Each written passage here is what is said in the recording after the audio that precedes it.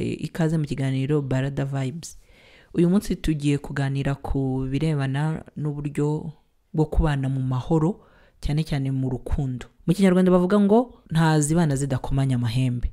Ariko nanone guhora mu yakomanya, guhora mugongana, guhora mubabaranya, guhora mutongana ntago aba ari ibintu byiza. Ese nubuhe buryo mushobora kugerageza kubana mu mahoro? Iyo uvuze uti kino kintu ugiye kukigerageza, uragerageza bikanga, ariko hari n'igihe ugerageza ukageramo hagati bikagenda, cyangwa se bikagendana neza.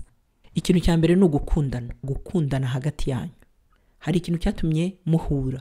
Icyo kintu rero cyatumye muhura mugahuza nicyo bita urukundo. Urwo rukundo rero iyo ruhari mwembi mugakundana, ibintu bigenda neza. Iyo mukundanye mubana mu mahoro.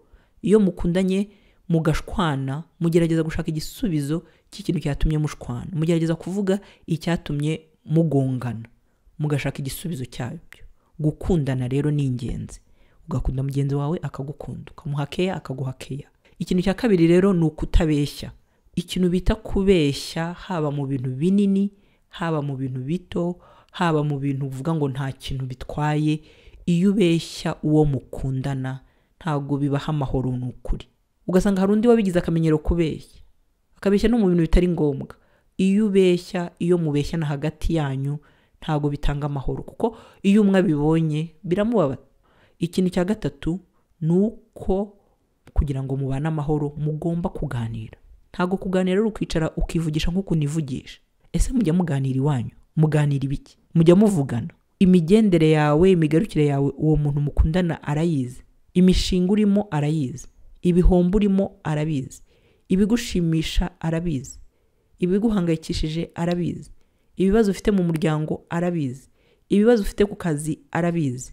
Cyangwa nta kintu azi. Mujye muganira, kuko kuganira hari byinshi bikemura.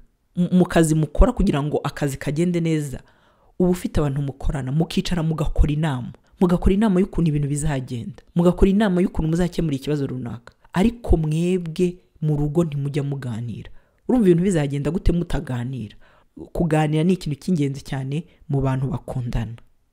Ikindi kintu cyiza cyangwa se ikindi kintu cyabafasha nk'abantu bakundana, gituma muguma hamwe, cyubaka urukundo rwanyu, kirukomeza, kugirira impuhwe mugenzi wawe, kumuhangayikira, kumukunda, kumuha umwanya wawe, kumwitaho. Ntukicare ngo kanaka kwitaho ariko wowe utamwitaho.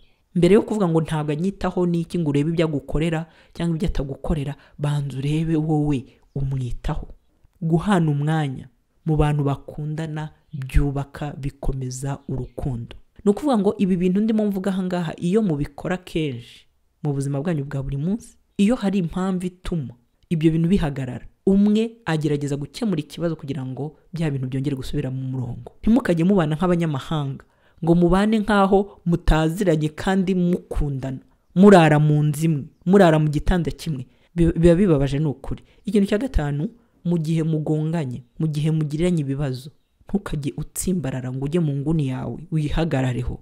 Mukwiriye kubiganiraho nk'uko hejuru nabivuze, noneho mugasabana imbabazi, mugakemura ibibazo. Ni ukuvuga ngo mu gihe umwe akoshereje undi, mukagira amahirwe mukabiganiraho, akagusaba imbabazi, ukwiriye kubabarira ukanibagirwa. Cyangwa ikintu kibabaza hagati y'abakundanye ni ukukoserezanya cyangwa kwitwa kubabariye, ariko ukazajya uhora ugarura cya kintu cyatumye mushwana, umwibutsa bya bindi kandi byararangiye yarabigusabiye imbabazi. Niba rero habayeho kugongana, habayeho gukoserezanya, mugasabana imbabazi, mukababarirana, unabyibagirwa ibyo bintu, byihorere. Ntukajye ubigarura iteka iyo mushwanye cyangwa iyo hagereze ikibazo ngo wongere ubimwibutse. Ntago aba ari byiza. Ni Barada Vibes rero turimo turavuga ku bintu bikomeza cyangwa se bishobora guhuza abakundana bikabakomereza urukundo. Ntimukajye muvuga, cyangwa se ikintu cya gatandatu, ntimukajye mwibeshya ngo muganire ku gutandukana kwanyu. Hari abantu usanga kubera yenda uburyo babanyeho, kubera ibintu bahora bapfa, ugasanga mu biganiro byabo iyo bashwanye, iyo batonganye, baterana amagambo bavuga bati nakwigendera, twatandukana. Hari n'ababyumva ku maradiyo, abandi birimo bibabaho, akavuga ati ariko ubu twebwe dutandukanye byagenda gute? Kuki se mwumva ko muzatandukana? Ikintu cyo kuvuga ngo muzatandukana, dutandukane, ibyo bintu ntimukajye mubizana mu biganiro byanyu. Ahubwo murebe ngo ese bariya ko batandukanye kubera iki? Twebwe ni gute twakora kugira ngo kiriya kintu tutazahura nacyo? Kurenza uko mushyira ibiganiro byanyu byinshi mu gutekereza uburyo muzatandukana, mu gutekereza uburyo mwakwitwara muramutse mutandukanye, ahubwo ibiganiro byanyu byinshi mubishyire mu buryo mugomba guhangana, mugomba kwirinda, mugomba gukemura ibibazo bishobora gutuma mutandukana. Kurenza uko uvuga uti dutandukanye ngiye ntagenda sha, ngiye nakwitunga sha, ngiye byagenda gutya hoya, kuki mwumva ko mushaka gutandukana? Muranariza mukareba abatandukana bapfiki. Icyo kintu ni gute ahubwo mwahangana nacyo? Mushyireho mezire, muvuge muti twebwe ntago na rimwe tuzagira gute tuzajyana ibiganiro byacu mu baturanyi. N'urugero, twebwe nta na rimwe tuzashwana ngo usange turimo turarwana. Twebwe nta na rimwe tuzashwana ngo usange twatumiye itangazamakuru muri couple yacu. N'urugero, nta na rimwe tuzatandukana ko tuzagirana ibibazo ngo njye kugusebereza mu bandi bantu. Murebe ibyo bintu bituma mushobora gutandukana, bari byo muganiraho. Kurenza uko muganira ngo nidutandukana tuzagabana, nidutandukana uzatwara abana, ibintu byo gutandukana rwose mureke kubiganiraho. Ikindi kintu, ntukajye uvuga ngo ibintu byose bimeze neza kandi ubizi neza ko atari ko bimeze. Ni ikintu cya 7. Ugasanga murakundana, habayeho ikibazo, mugenzi wawe arakoze ati se bimeze gute? Uti nta kibazo. N'ubundi se kudashaka kubyumva, n'ubundi se ko nta kintu wabihinduraho, ubundi se urabimbariza iki? Ibyo bintu ni bibi wa muntu. Niba uzi ko hari ikibazo, warangiza icyo kibazo ntukivuge. Mugenzi wawe yanakikubaza ukavuga uti nta kibazo gihari, ukarenzaho. Icyo kintu umenye ngo nicyo kintu kibi cyane mu bakundana. Kubera iki? Kizaza kibe kimwe, bibe 2, bibe 3, ibibazo bibe byinshi, mwaranze kubikemura ari bikeya. Rimwe uzatomboka, rimwe bizaguturikana. Ubivuge kandi warabwiye mugenzi wawe ngo nta kibazo gihari, ajye kumva ahubwo yumva ibibazo ni byinshi cyane birenze urugero, kubera ko wanze kubivuga hakiri kare.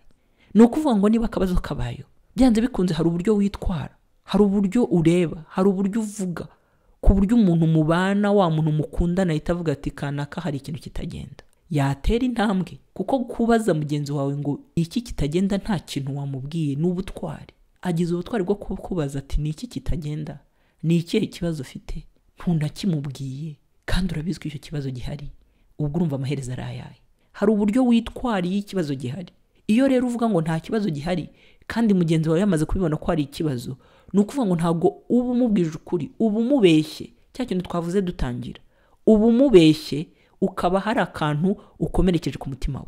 Ubutahazicecekera avuga ati se n'ubundi ko mbimubaza ntabimbwire. Nawe aba arakubeshye, aba aracecetse. Ya communication turimo tuvuga, kwa kuganira, kwa gusasa inzobe, kwa gushyira hamwe ukabwira umuntu mugahuza mu biganiro, kwa kujya inama, kwa gukora inama kw'abashakanye cyangwa kw'abakundana mukaba murakwishe. Niyo mpamvu rero ntuzajye ubwira umuntu ngo nta kibazo ufite kandi ikibazo gihari. Icyo cyari icya 7. Ikintu cya 8, ntukihagarareho. Bantu b'Imana, kwihagararaho byica ibintu byinshi. Kwihagararaho uretse no mu rukundo, no mu buzima busanzwe, iyo umuntu yihagararaho akenshi bituma imibanire n'imigenzereze ye hazamo agatotsi. Kuko umuntu wihagararaho ni wa muntu utemera ikosa. Umuntu wihagararaho ni wa muntu udasaba ubufasha. Umuntu wihagararaho ni wa muntu wiyemera, akiyemera naho bitari ngombwa. Mu rukundo rero, mu bantu bakundana, ntukajye wihagararaho, gutsimbarara, ukanga kwemera ikosa kandi ikosa rigaragara, ukanga gusaba imbabazi kandi gusaba imbabazi bikiza. Ibyo bintu byica urukundo. Hanyuma ikindi kintu kindi, nuko niba usabye imbabazi koko zisabe zivuye ku mutima. Wisaba imbabazi za nyirarureshwa, wisaba imbabazi zo kurangiza umuhango, wisaba imbabazi kugira ngo ushimishe mugenzi wawe, wisaba imbabazi kugira ngo mugenzi wawe atavuga, wisaba imbabazi kugira ngo aceceke. Saba imbabazi kandi usaba imbabazi uzikuye ku mutima. Kuko iyo umuntu asabye imbabazi, ikintu cyatumye mugongana, ikintu cyatumye uza gusaba imbabazi, icyo kintu ntago kigaruka. Kikagaruka ukongera ukagisabira imbabazi, ntago nawe wemera kuzikosora. Kuko iyo umuntu asabye imbabazi arikosora, uzasaba imbabazi kugeza ryari z'ikintu kimwe. Kuki udahinduka? Kuki utagikosora? Kuki gihora kigaruka? Niba rero ushaka yuko urukundo rwanyu rukomera, niba ushaka ko mubana mu mahoro, saba imbabazi kandi usaba imbabazi nyazo. usaba imbabazi wikosora, usaba imbabazi bikuvuye ku mutima kandi usaba imbabazi uzi impamvu zisabye. Hanyuma ikindi, niba ushaka ko mu rukundo rwanyu mubana mu mahoro, ntukajye ugereranya ahahise hawe n'ahazaza cyangwa aho muri mu uyu munsi, cyane cyane mu bintu byo kugereranya abakunzi. Ugasanga uyu munsi uri kumwe na runaka ariko nta na rimwe uwo muntu mubona nkawe, ahubwo uhora umugereranya na babandi mwahoze mukundana. Yakora ikintu uti yaba ari kana kaba bigenje kuri, wahura n'ikibazo mwagongana mwaganira uti yaba ari kana kaba bigenze gutya, cyangwa se ugahora uvuga uti, cyangwa wigengesereye uvuga uti abahungu ni uku babaye, abakobwa ni uku bigenda. Kubera iki? Kubera hahandi wavuye, wa muntu mwahoze mukundana. Niba ushaka amahoro mu rukundo, ntuzigere ugereranya umukunzi wawe uyu munsi, uwo muri kumwe, n'abahise. Ntuzigere ugereranya igihe cyahise n'icy'uyu munsi. Ibyo bintu ntuzabikore na rimwe. Hari n'igihe noneho kwa kundi mugiranye ibibazo, kwa kundi mutonganye, binakurenguka bivuga, kwa kundi mwishimye, kwa kundi ugize utariko abandi bigenda gutya. Ibyo bintu ntuzajye ubikora niba ushaka amahoro mu rukundo rwawe. Kugereranya, nawe bakugereranyije ntago wakwishima.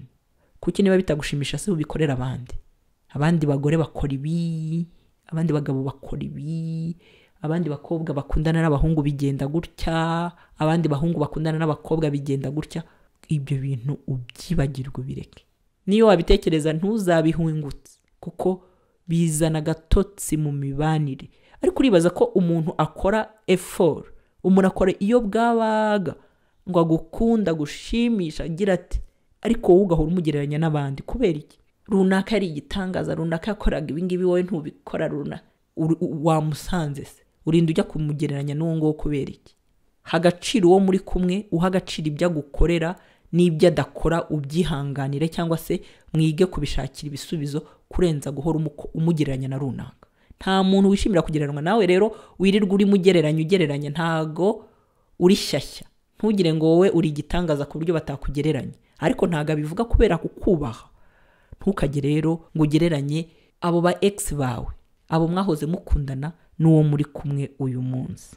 Hanyuma ikindi kintu ni ugutanga no guhabwa mu rukundo. Akenshi usanga mu kwikunda kwacu dushaka guhabwa, ugahabwa ariko ntutange. Icyo kintu bita gutanga no guhabwa kigomba kungana. Ni ukuvuga rero urukundo no kubahana bigomba kugendana, urukundo no gukundwa kaza bigomba kugendana. Ntibibe 50-50, 100%. Nukunda umugore wawe 50% indi irajyaye, nukunda umugabo wawe 50% indi irajyaye, bibe 100%, bibe mahwi. Ni ukuvuga rero ngo processes yo gutanga no guhabwa ntago igomba kujya umujyi umwe. Ntago umwe agomba guhabwa gusa ngo ndatange gusa. Niba utanga 100, uhabwe 100, bigende byose. Apana kumwe afata akakira datanga. Mu bantu bakundana nta numwe ugomba kurusha undi. Hanyuma ukwiriye kwita ku marangamutima y'uwo mukundana. Arishimye, arababaye, arahangayitse, ntasinzira, ntavuga kandi asanzwe avuga, aracecetse cyane, bimeze gute? Hari akantu nkunze kubona kavuga ngo umuntu ugukunda azamenya igihe wacecetse, amenye n'impamvu wacecetse, amenye ko hari ikintu kitagenda. Kubera iki? Aragukunda, amarangamutima yawe amukoraho. Uwo muntu wawe rero menya ngo arahangayitse, umube hafi, arishimye, wishimane nawe, arababaye ubabarane nawe, kandi mwibuke yuko muri babiri. Ntago kanaka runaka ari wazajya abyitaho gusa ngo we ntumwiteho, ni magirirane. Hanyuma wibuke yuko bana zidakomanya amahembe. Ntago mushobora kubaho umwaka ngo ushire mutagonganya ahantu hamwe cyangwa ahandi, mutumvikanye ku kintu kimwe cyangwa ikindi. Hari ikintu gitumye muvugana nabi uburyo bumwe cyangwa ubundi. Ntago bibaho. N'abana ari abana, n'abantu ku kazi baragongana n'iki. Namwe rero menya ngo kubana, kutumvikana, kugongana, kuvugana nabi, byanze bikunze bizabaho. Ariko siyo bibayeho mubyitwaramo gute? Mukubita ukwezi mutavugana? Ntibikabeho. Izuba ntirikarenge murakaranyije, mwiyaranje mukemura icyo kibazo, icyo kintu gituma mugize gute mutavugana, mudasekana, mudahoberana. Icyo kintu kiveho. Iki ngiki kizagendana na cya kindi cyo kudatsimbarara. navuze hejuru, bino bintu byose bifitanye ahantu bihurira.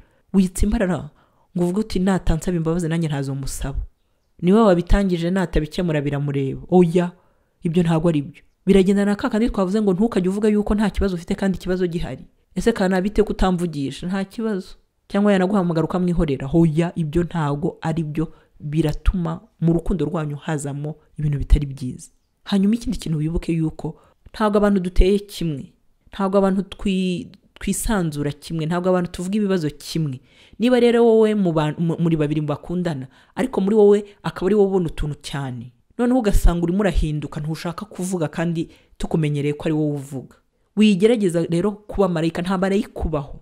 Ibi bintu maze kuvuga ni ibintu bigoye kubikora iyo mutabimenyereye, ariko iyo mumaze kubigira nka fondasiyo, iyo bimaze kuba akamenyero mu rugo rwanyu, iyo mumaze kubigendaho cyane mukabyitaho, mukavuga muti kanaka amahame, amategeko agenga urugo rwacu ni aya ngahe, ntabwo tuzajya turakaranya ngo izuba rirenge tutarakemura icyo kibazo. Kanaka tuzajya twicara tuvugane ibibazo, ntabwo uzajya ukora ikintu utambwiye, nanjye sinzajya nkora ikintu ntakubwiye. Kanaka ntabwo tuzabeshyanya, cyaba ari ikintu gikomeye cyaba ari ikintu cyoroheje tuzakivugana kandi tukibwirane, ntabwo uzakora ikintu ku giti cyawe.